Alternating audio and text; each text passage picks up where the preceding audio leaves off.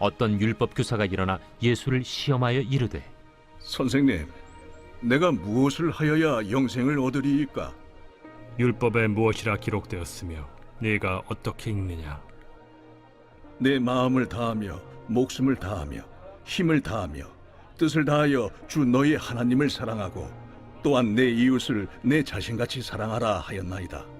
내 대답이 옳도다. 이를 행하라. 그러면 살리라. 그 사람이 자기를 옳게 보이려고 예수께 여짜오되 그러면 내 이웃이 누구니이까? 어떤 사람이 예루살렘에서 여리고로 내려가다가 강도를 만나매 강도들이 그 옷을 벗기고 때려 거의 죽은 것을 버리고 갔더라. 마침 한 제사장이 그 길로 내려가다가 그를 보고 피하여 지나가고 또 이와 같이 한 레위인도 그곳에 이르러 그를 보고 피하여 지나가되 어떤 사마리아 사람은 여행하는 중 거기 이르러 그를 보고 불쌍히 여겨 가까이 가서 기름과 포도주를 그 상처에 붓고 싸매고 자기 짐승에 태워 주막으로 데리고 가서 돌보아 주니라. 그 이튿날 그가 주막 주인에게 데나리온 둘을 내어주며 이르되 이 사람을 돌보아 주라. 비용이 더 들면 내가 돌아올 때에 갚으리라 하였으니 네 생각에는 이 세 사람 중에 누가 강도 만난 자의 이웃이 되겠느냐? 자비를 베푼 자니이다. 가서 너도 이와 같이 하라. 오늘 설교의 제목은 내 시간은 오늘 하루뿐입니다. 본문은 누가복음 10장 25절로 28절까지입니다. 오늘 본문 누가복음 10장 22절로 28절까지의 내용은 영원한 생명이란 어떤 것인가? 또 영원한 생명을 어떻게 하면 소유할 수 있는가? 또 그 생명을 가진 자는 어떻게 살아야 하는가? 이런 질문들에 대하여 우리 주님의 가르치심이 기록되어 있습니다. 한 구약의 율법사가 예수님께 이렇게 질문합니다. 예수님, 어떻게 하면 영원한 생명을 가질 수 있을까요? 예수께서는 그 율법사에게 이렇게 대답하시죠. 마음을 다하여, 목숨을 다하여, 힘을 다하여, 뜻을 다하여 하나님을 사랑하고 또 이웃을 자신같이 사랑하라. 이렇게 말씀하셨습니다. 본문 10장 29절에 기록된 말씀이에요. 이 가르침에 질문이 있어요. 우리가 알기로는 영원한 생명은 믿음으로 얻는 것이죠. 요한복음 3장 16절에도 예수를 믿는 자마다 멸망치 않고 영생을 얻으리라. 이렇게 가르치고 계시잖아요. 그런데 오늘 본문은 하나님을 사랑하고 이웃을 사랑함으로 영원한 생명을 얻는다니 그거 다른 거 아닌가? 아닙니다. 다르지 않습니다. 당연히 영원한 생명은 하나님을 믿는 믿음으로 얻죠. 그건 분명합니다. 그러나 고린도전서 13장 13절에 보면 믿음, 그리고 소망, 사랑 이 세 가지는 항상 같이 있는 것이다. 네. 하나만 따로 존재할 수 없다. 그 중에 제일은 사랑이다. 이렇게 기록이 되어 있죠. 무슨 말씀입니까? 믿음이 가면 사랑도 간다. 믿음이 있으면 사랑이 있어야 된다. 믿음이 없다면 사랑도 없다. 이런 여러 가지 말씀이시죠. 네. 사랑. 이 사랑은요, 믿음의 분명한 증거입니다. 그래서 오늘 본문에서는요, 이 사랑을 설명하기 위하여 영원한 생명을 얻기 위하여는 사랑이 있어야 된다. 이렇게 말씀하시죠. 자, 그런데 우리가 믿음이 있다고 하죠. 네, 믿음. 근데 그 믿음이 있는지 없는지 무엇으로 어떻게 증명할 것이며 어떻게 압니까? 무엇으로 믿음을 증명하시겠냐 그 말이에요. 네, 내가 분명히 믿음이 있다는 것을 증명할 수 있는 방법은 오직 사랑이에요. 사랑만으로 내 믿음을 증명할 수 있어요. 네. 어떤 사랑이냐? 곤경에 처한 자를 하나님의 사랑으로 돌보는 그 사랑. 이것이 내 믿음의 증거다. 그 말씀입니다. 어떤 사람들은요, 믿음은 행함으로 얻어지는 것 아니라고 그렇게 성경이 말하지 않았냐고 말합니다. 그것도 맞습니다. 네. 그런데요, 한번 질문을 해봐야 되겠네요. 여러분은 믿음을 위해서 그러면 어떤 행위를 하고 있습니까? 예배에 잘 참석하고 성경 공부 열심히 하고 또 복음도 전하고 또 헌금하고 그거 잘하십니까? 그런데 거기까지입니까? 그런데 만일 그대가 오직 예배와 기도와 말씀에만 집중하고 이제 내가 성도로서 할 일을 다 했다. 이제 끝이야. 라고 그렇게 생각한다면 그대의 믿음은 이제 시작일 뿐이에요. 그래서 믿음이 있다고 해도 모르는 게 너무나 많은 초등학생일 뿐이다. 그 말이에요. 네. 믿음은 행함으로 얻어지는 거 분명히 아니지만 믿음은 행함으로 증명할 수 있어요. 어떤 행함으로 증거할 수 있느냐? 사랑으로 증명할 수 있다. 그 말이에요. 다시 강조하지만 믿음은 사랑과 같이 해요. 아무 행동을 하지 않는 믿음은 그건 죽은 것이다. 우리 야고보서 2장 14절 이하에 이렇게 말씀하시죠. 제가 한번 읽겠습니다. 내 형제들아 만일 사람이 믿음이 있노라 하고 행함이 없으면 무슨 유익이 있으리요? 그 믿음이 능히 자기를 구원하겠느냐? 만일 형제나 자매가 헐벗고 일용할 양식이 없는데 너희 중에 누구든지 그에게 이르되 평안히 가라, 덥게 하라, 배부르게 하라 하며 그 몸에 쓸 것을 주지 아니하면 무슨 유익이 있으리요? 이와 같이 행함이 없는 믿음은 그 자체가 죽은 것이라. 행함이 없는 믿음은 죽은 것이다. 그 행함은 바로 그리스도의 사랑으로 세상에 우리 형제들을 사랑하는 것이다. 그런 말씀입니다. 기억하십시오. 누가 헐벗고 일용할 양식이 없는데 그에게 말로만 잘 가, 몸 덥게 하고 살아, 또 배고 골지 마 라고 말로만 하지 말아라. 이제 실제 어떤 도움을 주어라. 우리에게 그렇게 가르치는 거예요. 네. 이 대답에 대해서 율법사는 다시 또 이렇게 질문합니다. 네. 내 이웃을 사랑하라고 했는데 그 이웃이 누구냐 그 말이에요. 그래서 이렇게 묻죠. 그러면 예수님, 내 이웃이 누구입니까? 이 말 속에는요, 그 이웃이라는 개념이 어떤 특별한 사람, 하나님의 백성이라고 하는 대답을 기다리는 거예요. 네. 그 질문에 우리 주님께서는 바로 우리가 사마리아인의 비유라는 그렇게 알고 있는 말씀을 우리에게 가르치시죠. 그거 다 알고 있는 내용이니까 우리 요약하겠습니다. 어떤 사람이 길을 가다가 강도를 만났죠. 그래서 거의 죽게 된 상태로 쓰러져 있었어요.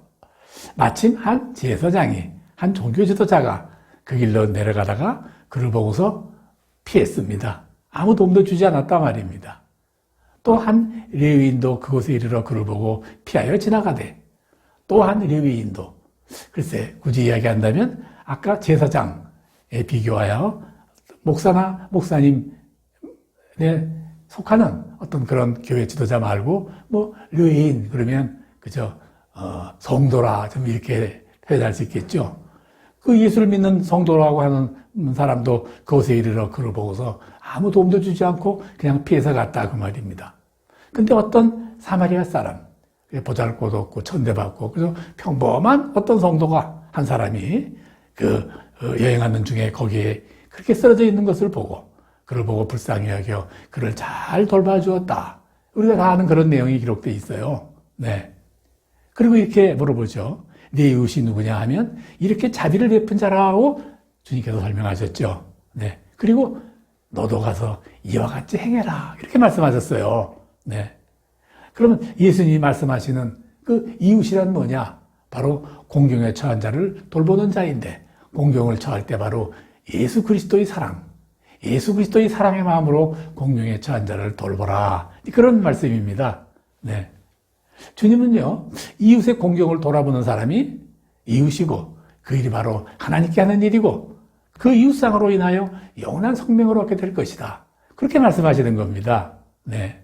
우리가 잘 아는 마태복음 25장 35절 이하 제가 또 읽겠습니다. 너희가 줄일 때 너희가 먹을 것을 주었고 목마를 때 마시게 하였고 나그네 되었을 때 영접하였고 헐벗었을 때 옷을 입혔고 병들었을 때 돌보았고 옥에 갇혔을 때 와서 보았느니라. 내가 진실로 너에게 이르노니 너희가 여기 내 형제 중에 지극히 작은 자에게 한 것이 곧 내게 한 것이라. 이렇게까지 말씀하시는 거예요. 네. 이웃이란 존재는 바로 그런 존재다 이 말이에요. 근데 우리가 유의해야 될 것이 있습니다. 네. 누가 강도 만난 자의 이웃이 되겠느냐? 자, 우리 이렇게 물어봅시다. 누가 내 이웃인가 하고 찾아다닙니까? 그거 아니죠. 저 사람이 내 이웃 될 자격이 있는가? 내 이웃이 어디 있는가 하고 찾아다녀보지는 않습니까? 아닙니다. 내가 사람들의 이웃이 돼야 됩니다. 네. 누가 이웃인가가 아니라 내가 사람들의 이웃이 될 수 있는가? 그렇다 말이죠. 그러니까 주님의 대답은요, 내 이웃에게 사랑을 주어라 하는 그 말씀은 바로 내가 사람들이 나를 이웃으로 보아주고 있는가? 그렇게 보아야 한다 하는 그런 가르침이죠. 네, 사랑하는 성도 여러분, 우리는 하나님으로부터 말 수 없는 큰 사랑을 받았습니다. 바로 이 말할 수 없는 큰 사랑이 반드시 세상을 향하여 이렇게 흘러가야 된다 이 말이죠. 해도 좋고 안 해도 그만인 것이 아니라 이것은 우리의 의무입니다. 네, 하나님은요, 이 세상에 계실 때 잘못을 저지른 어느 누구도 책망하지 않고 용서해 주었죠. 네. 그리고 또 실제 우리에게 용서를 가르치셨어요. 그런데요, 우리 주님이 결코 용서하지 않고 심한 책망을 한 한 그룹이 있었죠. 네. 바리새인들이라고 부르는 이스라엘의 특권 계급의 종교인이에요. 네, 바리새인. 바리새인, 뭐가 문제였을까요? 네. 자, 이쪽에서, 한쪽에서 보면 그들은 전혀 문제가 없습니다. 오히려 존경받을 만한 종교 그룹이에요. 믿음이 아주 좋은 평신도 경건주의 그룹이라고 할까요? 뭐 그런 사람들 우리 주변에 많아요. 바리사임은 철저하게 이 세상의 어떤 일보다 죽은 후 내세 이상 세상을 떠난 후의 삶을 아주 중요시하게 여겼죠. 네, 본질적인 면을 알고 있는 거예요. 네, 이들은요 영적인 삶을 알았고 또 부활도 또 알았어요. 그리고 또 말씀에 써져 있는 대로 율법을 지키려고 얼마나 노력했는지 몰라요. 그러니까 지금까지도 해악을 끼치고 있는 헬레니즘으로부터 유괴 그리스도교를 지키는데 큰 공헌을 한 것 분명해요. 네. 분명히 바리새인들은 하나님의 말씀대로 살고자 애쓴 것, 그런 경건한 신앙이었었어요. 네. 그런 신앙과 삶의 일치를 아주 중요하게 여긴 그런 전통을 만들어내는데 좋은 영향을 준 것은 사실입니다. 그런데 왜 그렇게 신실한 바리새인들의 주님께서 책망하셨을까요? 네. 단 하나입니다.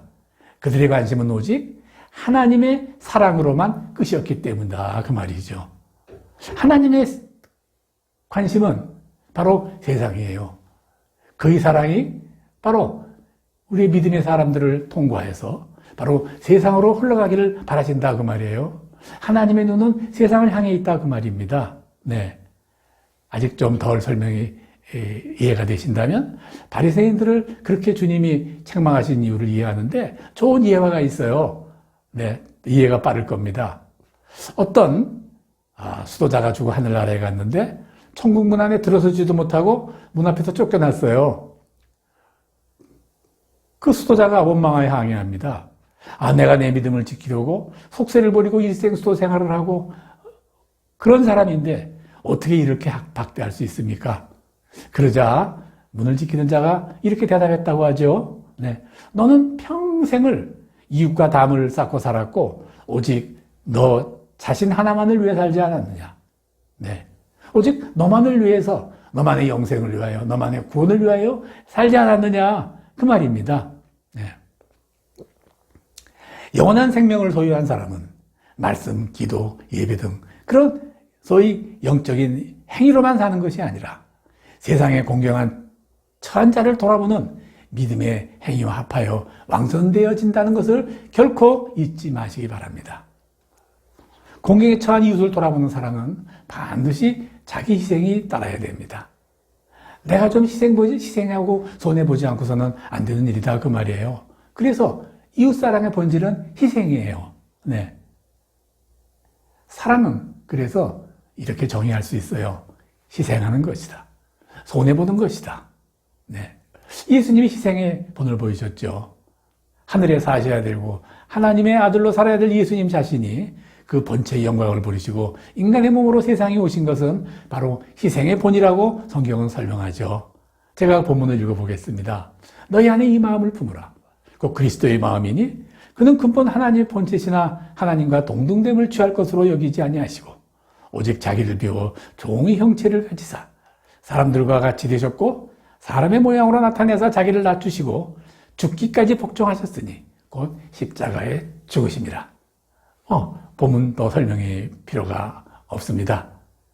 오늘 온라인 영상을 통하여 함께 주일 예배를 드리는 사랑하는 성도 여러분, 여러분이 계신 그 자리가 바로 하나님의 사랑을 세상에 알리는 그런 자리가 되시기 바랍니다. 이제 말씀을 마치려고 합니다. 이제 오늘 본문의 제목 다시 한번 말씀드립니다. 우리들에게 생명을 위한 시간은 그렇게 많지 않습니다. 그저 오늘뿐입니다. 지나간 과거의 시간은 이미 나를 떠났으니 어째벌 할 수도 없습니다. 내일은 하나님이 주셔야 가능한 시간입니다. 그러니까 내일을 기약할 수는 없는 것이 사람이에요. 네. 공부에 처한 자의 이웃을 하나님의 사랑으로 돌아보는 삶, 그 일을 내일로 미루지 마십시오. 오늘 당장 실행하십시오. 영원한 생명을 소유한 백성으로 살게 되실 것입니다. 대단한 사랑과 희생으로 시작하려 하지 말고 아주 가까운 곳에 있는 아주 사랑과 희생을 바로 오늘부터 시작하는 여러분이 되시기 바랍니다. 그래서 영원한 생명 속에서 살아가는 그런 복을 누리는 모두가 되기를 주의 이름으로 간절히 축원합니다. 아멘.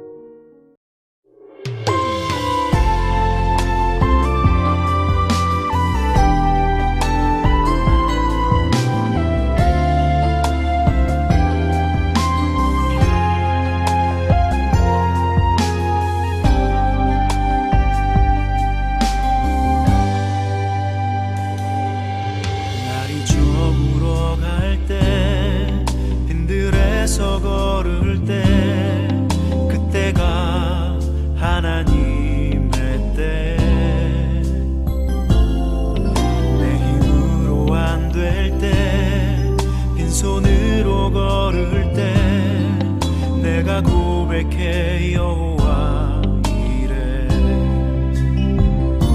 주가 일하시네 주가 일하시네 주께 아끼지 않는 자에게 주가 일하시네 주가 일하시네 신뢰하며 걷는 자에게